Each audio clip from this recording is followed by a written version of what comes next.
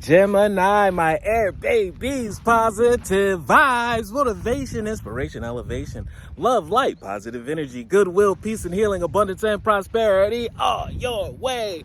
Please like, share, comment, and subscribe. This page has been a blessing to you. Check out my LinkTree. Link is in the bio. I do have some special treats there for you. Your word of the day is the voice of my heart. What are the contents? What are the lyrics? What is your voice telling you? You know everything in the world. The world's intelligence is all the way inside of you. We just have it deactivated. We may forget things, but we're activating it right now. And what is your voice telling you? Don't ask family, friend. Don't ask your mentor. Don't ask a teacher.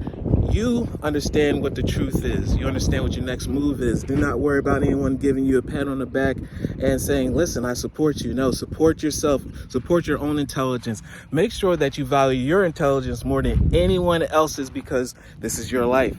You might as well live it the way that you are intended to live it, in peace, understanding, and not confined by the world's depiction of what you should be living like.